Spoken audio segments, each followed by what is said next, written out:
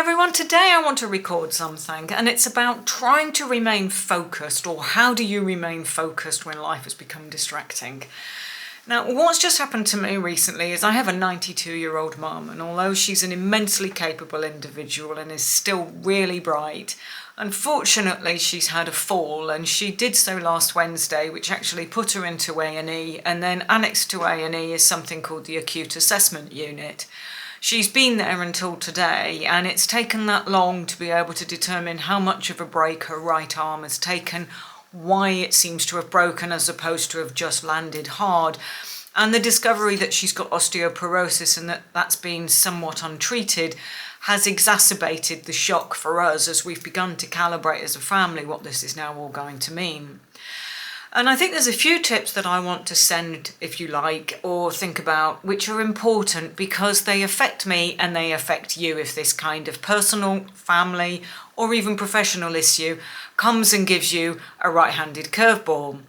Now, the first thing I think to notice is, as executives, we think very fast, we plan very well, but we are people too. So give yourself a little bit of time, and in my case I took about 24 hours. I just withdrew, battened down the hatches, told the key people I was doing this, but then just really sat, felt sorry and just felt it all and waited until that stopped resonating in my system. And then the amazing thing about execs is we're extremely fast. So what happened next will not surprise you.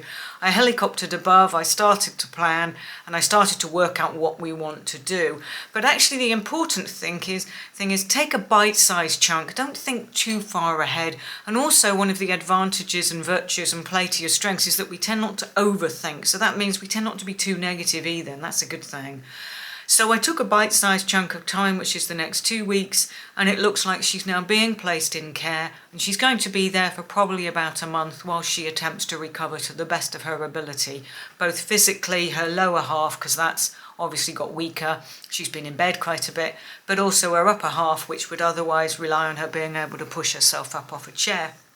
Now, the next thing was that I started receiving untold numbers of calls because they were coming in from the AAU unit, from also my brothers, from various members of the family, and this obviously gets very overwhelming. It's great that people see me as a primary point of contact, and because I have power of attorney, that's what I took on. But it can also be super distracting and very frustrating. So I think the thing which I did when I had the bandwidth, which happened to be Friday afternoon, was I wrote down what I would call an update list. So I wrote basically, where are we at with every project I could think of, including a PDF, by the way, that we're producing for this week. And when I did that, it was all about, okay, who's doing what else needs doing, who else can I rope in? And this is the time really when more than any other time you want to ask for help. So I looked at, is there anything else that's needed, and is there anyone else that can help? And then I did something quite unusual for me. I actually sent it to someone who had more bandwidth than me.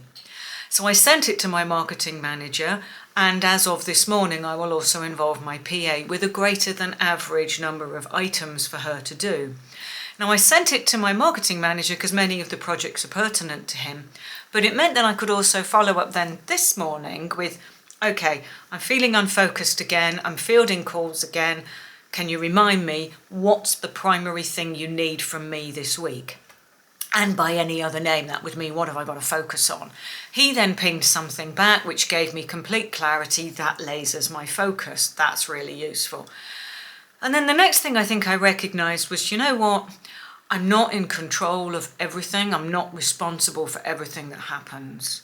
I can't take accountability for all of this, but I can work out what I think needs to happen now.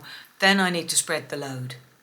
In my case, it is sharing it with my family and making sure that all of us make a collective decision. That way, nothing can come back where I feel guilty, sad, unhappy, or it all becomes problematic. And that means at the end of the day, yes, we are good at what we do, but no, we do not have to do it all.